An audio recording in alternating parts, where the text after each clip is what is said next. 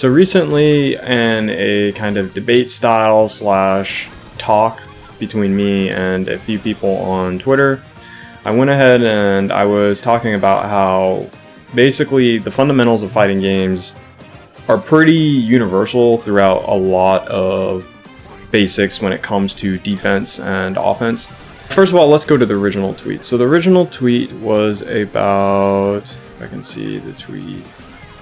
FGC dudes are the worst at giving advice. Take your turn back, but don't hit buttons. Take the throw, but don't get thrown. Keep moving, but slow down. Learn frame data, but don't respect advantage. So I went ahead and responded to this guy, and this is because this is a very common thing that I see in fighting games where players tend to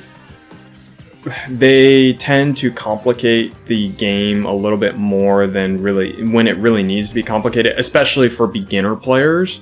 And I'll quickly explain why that is after I show you the response that I made. So I said taking the throw prevents more damage and completely prevents being blown up. Disrespecting frames is done because if you don't, you become predictable. But if you do it all the time, you get blown up. Too much movement is too predictable, and too less makes you a sitting duck. So I'm going to go ahead and also make a point that someone else made, and they said, I mean, you're right about everything here, but I feel like his point still stands that these things are mad situational and at times outright conflicting. Saying someone needs to do X then get long style by Y doesn't really make for a good foundation. So I'm going to quickly explain why I disagree with this comment, despite the fact that a lot of people agreed with it. So this is one of the main reasons I think that a lot of players really struggle and plateau. I think there are two sides to this story. I think the first big important thing is fundamentals. I think when it comes down to it, I would say most of the time when you're in ranked, the reason why you haven't gotten further than where you are is because of lack of fundamentals. All the time, I see this all the time with me and players that are really well-known good players in my community, and they still struggle with the same things, and I feel like those are the things that hold them back. So for example, resource management, that's a good one. A lot of the times I see like a player could have made a kill and they just didn't choose the optimal way to take the win. These are fundamental things that also go along with basically what I just said. So for example, I'm saying take the throw prevents more damage and completely prevents being blown up. This is proven. This is mathematically proven. You cannot deny that taking 3 throws or 4 throws in a row, it gives you more options than if you get hit once with a combo, right? Getting hit once with a combo gives you less decision making than taking 4 throws. Taking 4 throws gives you 4 chances to not get comboed, or 4 chances to make a different decision than play defense, right? So this is kind of the point that I'm making, is that the reason why people say things like take the throw, or don't always disrespect frames, but you want to do it every once in a while. Too much movement is predictable, or don't reveal your hand right away.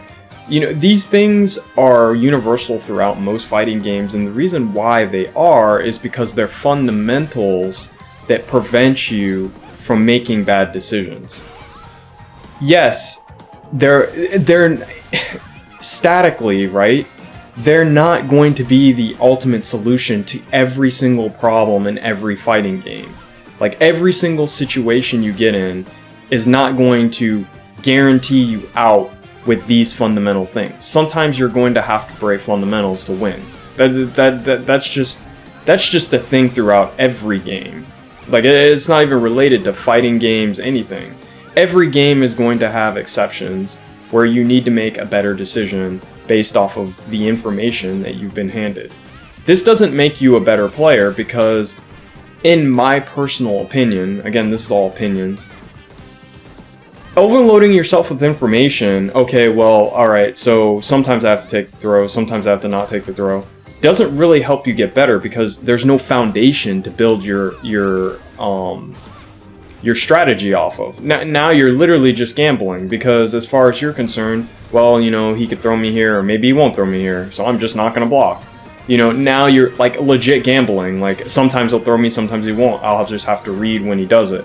When sometimes you really should just take the throw, because on average you'll take less damage because you're not gambling your life away on a 50-50 between a throw and a strike.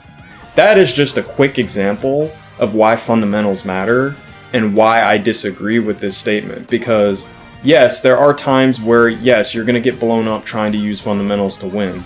But for the most part, the reason that fundamentals and the reason that these type of advices, blanket advices, are given out is because they're generally, broadly, good options in most fighting games.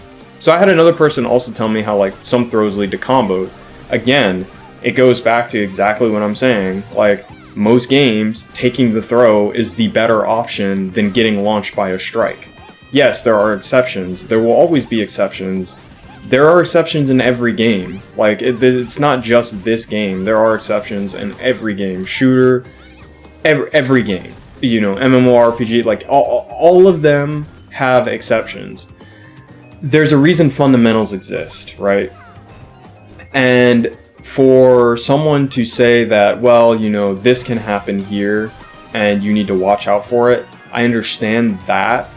But to say that that is something that's important to know most of the time compared to the fundamentals that are being taught, I disagree with personally. I think that fundamentals have a place and they exist for a reason. It's based off of risk-reward for the most part, from my knowledge and from what I've learned so far as a fighting game player. And if you just throw that out because you know, every once in a while you're going to get shafted by a decision based off fundamentals, you're going to lose. It's no different than like how in MK11, where yeah, people can false block at a hit stun, but how consistent are people going to do that? Probably not that consistent. So you probably should still jail. You know, jailing is a fundamental thing in the game.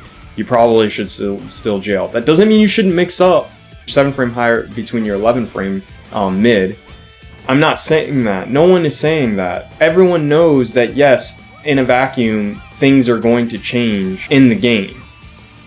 That doesn't matter. The point that we are making, or the point that the person is making when they tell you to take the throw, because I think that's the best example, is that fundamentals will take you far as a player, and focus on that and less on this background noise that, yeah, you know, sometimes your fundamentals or sometimes advice that is given that is usually blanket and a very good solution to a lot of problems is going to be wrong, because that isn't as relevant as the broad term of fundamentals in fighting games. I just really didn't want to make a Twitter response. Like, I felt like this was kind of going nowhere.